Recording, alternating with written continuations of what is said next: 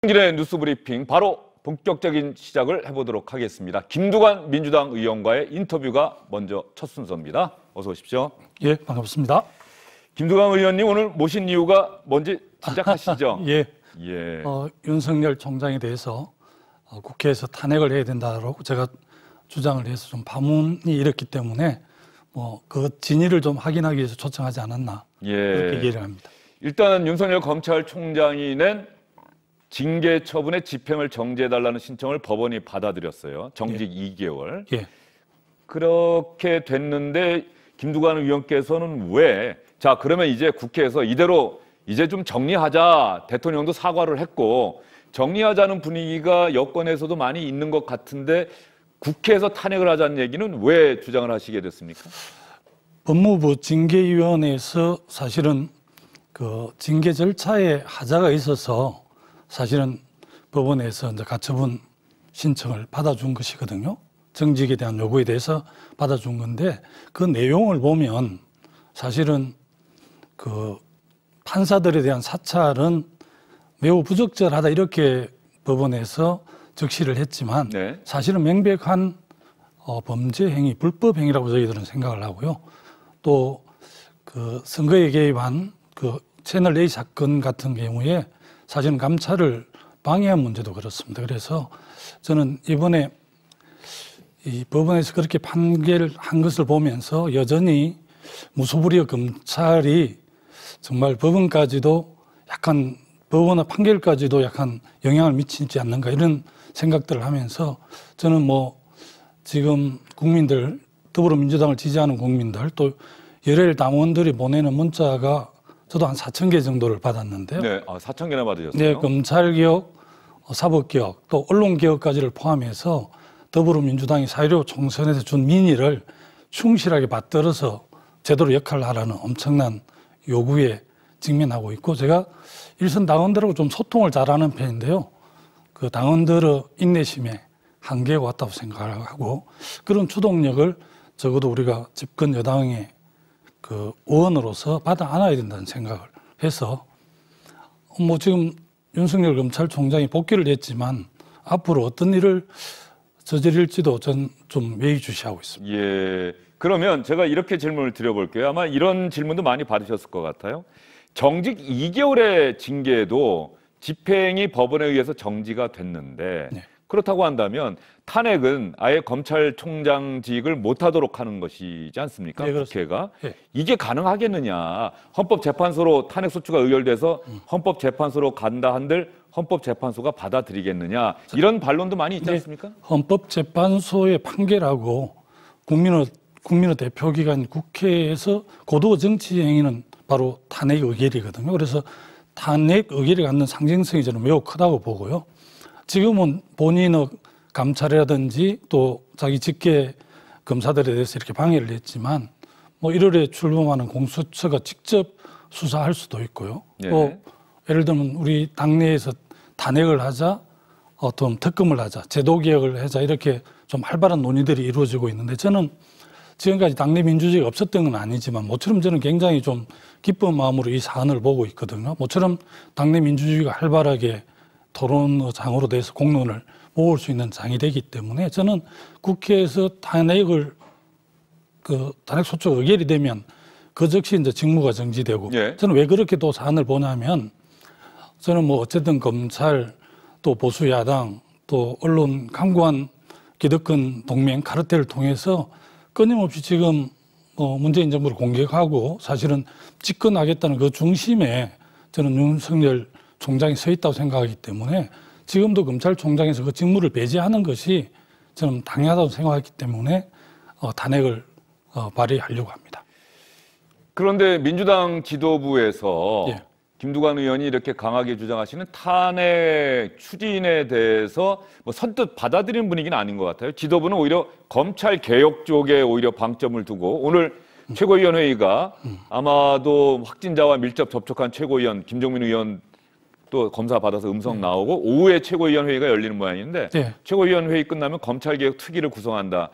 탄핵과는 조금 이렇게 선을 긋고 있는 분위기가 아닌가 싶어요.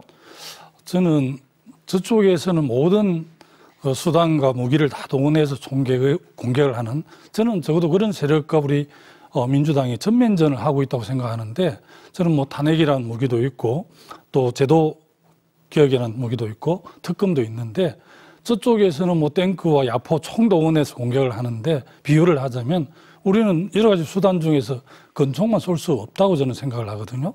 물론 대통령이 사과를 하셨고 이렇게 했기 때문에 국민을 전환하자는 그런 지도부의 고충을 제가 이해 못하는 바는 아니지만, 우리 당을 강력하게 지지하고 또 검찰개혁을 비롯한 권력기관의 개혁을 완성하기를 바라는 많은 국민들은 지금 지도부하고는 상당히 다른 의견들을 내고 있고요.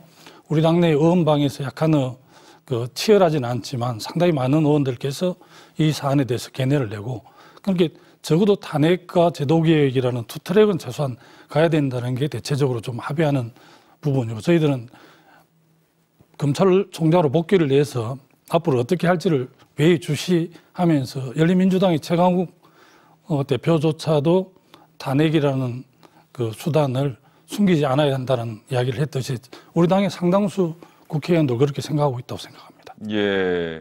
그러면은 김두관 의원은 당 지도부가 최종적으로 어떤 결정을 하든 아마 의원총회에서 이 문제도 논의가 될 것으로 짐작이 되는데 말이죠. 내일 김두관 의원께서는 네. 나는 무조건 탄핵안 발의할 것이다, 이런 입장이십니까? 아니면 내가 이걸 강력하게 주장하고 있지만 당내 총의가 모아지는 데에 따라서 거기에 따르겠다, 이런 생각이십니까? 저는 우선은 최대한 그 탄핵을 해야 된다는 그 동료 의원들도 좀 이렇게 소집하고 의견도 듣고, 또 일선 당원들 의견들도 많이 들어서 우리 지도부가 탄핵이라는 카드를 유효하게 가지고 있도록 저는 내일 의원총회에서 좀 설득을 할 생각이고요.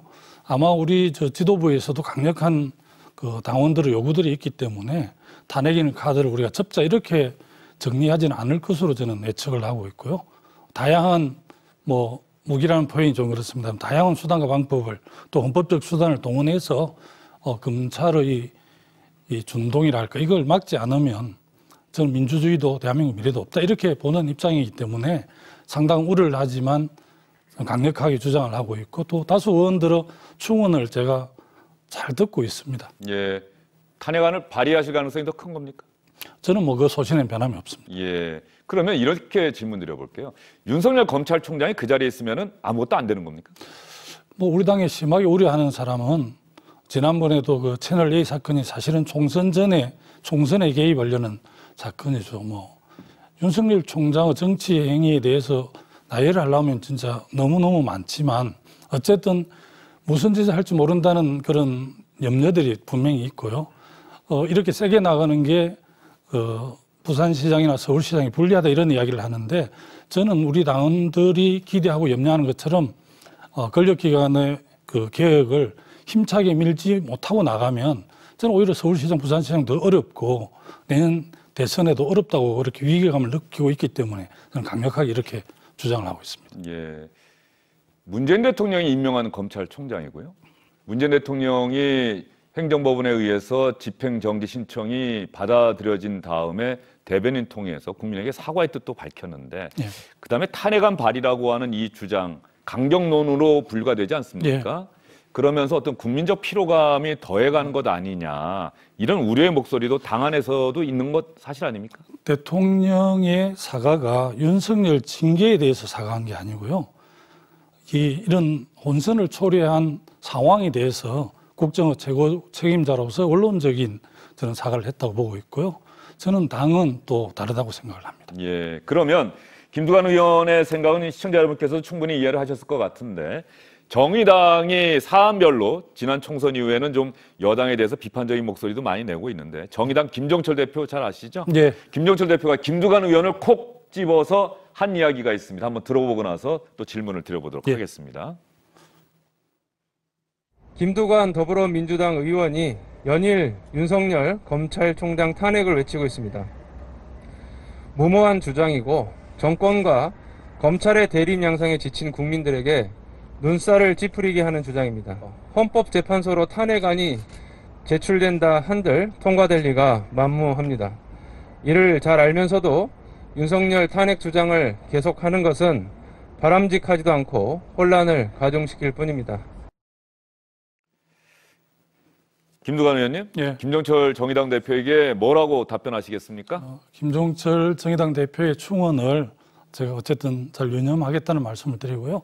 저는 이 검찰 개혁을 비롯한 권력기관의 개혁이 30년 수건 사업인데 이제 완결 과정이 있고 어쨌든 검찰과 야당과 수구 언론의 강력한 이 기득권 카르텔이 마지막 무너지기 직전이기 때문에 총동원해서 공격하는 거로 저는 보거든. 그래서 저는 뭐 그러긴 하지만 여기서 물러설 수 없고 당당하게 나가야만이 저는 그 대한민국 한 단계 점프를 한다 생각하기 때문에 제 소신을 접을 생각은 저도 없습니다. 예. 앞으로 지도부와 김두관 의원 논의 과정에서 이런저런 얘기가 참 많이 나올 것 같고요. 예. 혹은 어떤 분들이 이런 해석도 할 것 같아요. 김두관 의원이 예전에 대선에도 도전하셨었고 또 남해 군수부터 경남지사 이렇게 풀뿌리 민주주의 밑바닥에서부터 여기까지 올라오셨단 말이죠. 지역구도 자신과 연고가 없는 경기도 김포 또 경남 양산 이렇게 옮겨가면서 국회의원이 되셔서 내년에 대선 국면을 염두에 두고서 어떤 여당의 강성 지지자들을 겨냥해서 이번에 탄핵안을 주장하시는 것 아니냐, 대선 포송용 아니냐 이렇게 해석하시는 분들 있을 것 같은데. 늘 이제 색깔론을 가지고 바라보는 사람들 그런 이야기를 이렇게 하시는 것 같은데요. 저는 그래도 당원들 가장 현장에 있는 당원들의 당심이나 민심을 가장 열심히 살펴보려고 하는 사람들이거든요.